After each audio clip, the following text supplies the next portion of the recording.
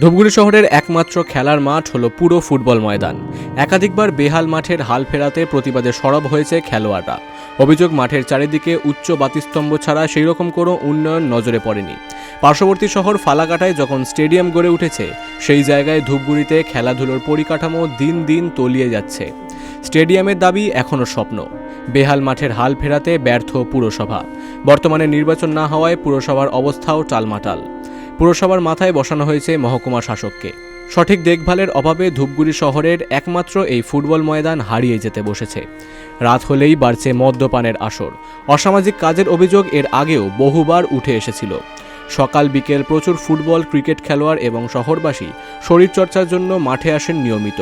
চারিধারে জঞ্জাল পরিণত হয়েছে, কখনো ভাঙা কাঁচের বোতলও পাওয়া যায়। গেটগুলো ভেঙে পড়ে রয়েছে। বলতে গেলে মাঠের অবস্থা বর্তমানে জরাজীর্ণ। এখন নতুন করে সমস্যার কারণ হয়ে দাঁড়িয়েছে সকাল, দুপুর, বিকেল যুবক যুবতীদের আড্ডার জায়গা পরিণত হয়েছে এই মাঠ। মোটরসাইকেলদের দাপট লক্ষ্য করা যাচ্ছে এই মাঠে।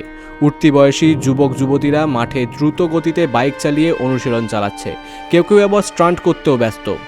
দেখার কেউ নেই। উদাসীন প্রশাসন। যে কোনো সময় দুর্ঘটনা ঘটে যেতে পারে বলেও মনে করছেন অনেকেই।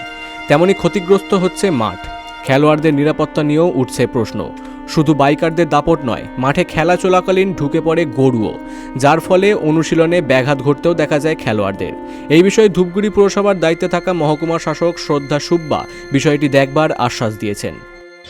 2 বছর হয়ে গেছে কিন্তু প্র্যাকটিস। রোজ প্র্যাকটিস করো? হ্যাঁ, রোজ প্র্যাকটিস করি। চালায়? হ্যাঁ, বাইক চালাই, স্কুটি, সাইকেল, মানে এরা প্র্যাকটিস করতে আসে মাঠের মধ্যে, সাইকেল বাইক সব ঢুকায়। তো ঢুকাতে বারণ করি আমরা, কিন্তু পারমিশন ছাড়াই ঢুকায়। ছেলে মেয়েগুলো যে বাইক চালায় জোরে দ্রুত গতিতে, হ্যাঁ, এরা কারা? এরা কিছু ছেড়ে আসে আর মাঠে যারা আড্ডা মারি, কোনো কাজ নেই, বাড়ির কোনো কাজকর্ম নেই, তারা মাঠে আসে, বিড়ি সিগারেট খায়, বাইক চালায়, মাঠে দ্রুত গতিতে বাইক চালিয়ে নিয়ে যায় এই কোনা থেকে ও কোনা। প্রবলেম হয় না তোমাদের? হয়, মাঠে তো প্রবলেম হয়। মানে আমরা ওদেরকে বারণ করি, প্রতিদিন করি, কিন্তু ওরা শোনে না। Bureau report, big news Bangla.